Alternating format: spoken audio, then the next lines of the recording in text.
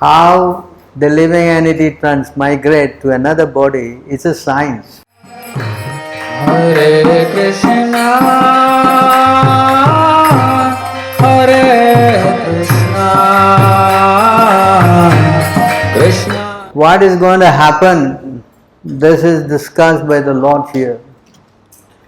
Either we want to prolong our stay here in this material world, or we want to put an end to it. That's in our hands. If you think this is very nice, Singapore is nice, I want to come back, there is no problem. Of course, it's a question whether you can come back here or not. That's not in your jurisdiction. That's the problem. So how does this happen? This is a science. How the living entity transmigrate to another body is a science. Of course, in the Bhagavad Gita it is mentioned.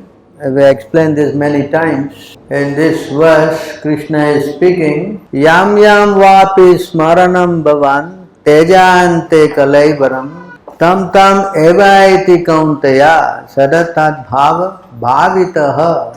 So here he says, whatever state of being one remembers when he quits his body, O son of Kunti, that stage will attain without fail. So whatever stage you remember at the time of death, that stage you will attain without fail. Now to be more clear on this point, here the same point is explained. Yatra yatra mano dehi dayayat sakalam diya sneha dvesat bayat vapi yati tat sarupaptam. If out of love, hate or fear, an embodied soul fixes his mind with intelligence and completely concentration on a particular bodily form, he will certainly attain that form that is meditating upon. I think it's a little bit more clearer, right? Krishna has been very gentle, he didn't want to hurt you. Bhagavad Gita, little soft.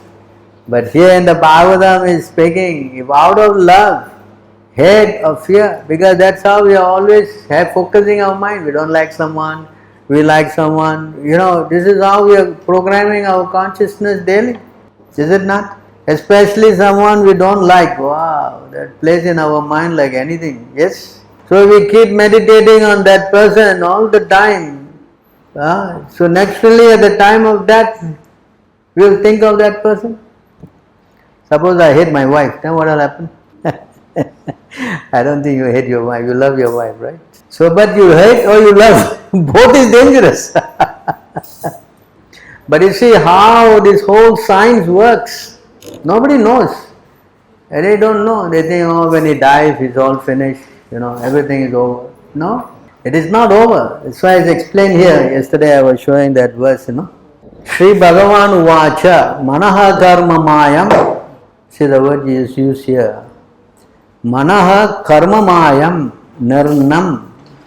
Indriye Panchabir Yuktam Loka Lokam Prayatyanya Atmatat Anuvartate. This word is very karmamayam, shaped by your karma, So here in this verse, Lord Krishna said, the material mind of a man is shaped by the reaction of fruitive work.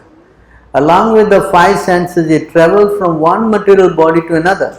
The spirit soul, although different from the mind, this mind follows it.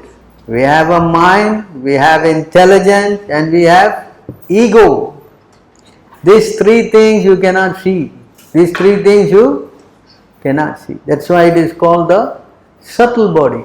The thing you can see, yes, you can see your hand, you can see your leg, you can see your head, you can see all this body, yes. But this mind, intelligence and ego you cannot see. But it is there in our body. So the prime element, the mind, whatever he does, he gets attached. Yajnanartha karma nayatra, loka karma bandha. He gets entangled. So when he gets entangled in this kind of consciousness, so naturally he will be attached. So what he has been doing whole life, he will be attached to it. Understand? So based on that attachment, just like this, example is given here. O king, once a was forced the weaker insect to enter his hive and kept him trapped there. In great fear, the weak insect constantly meditated upon his captor, and without giving up his body, he gradually achieved the same stage of existence as the wasp. Thus, one achieves a state of existence according to one's constant concentration. So, naturally, if you are living with a woman, your wife, or whatever, then your attraction, your attachment will become very binding.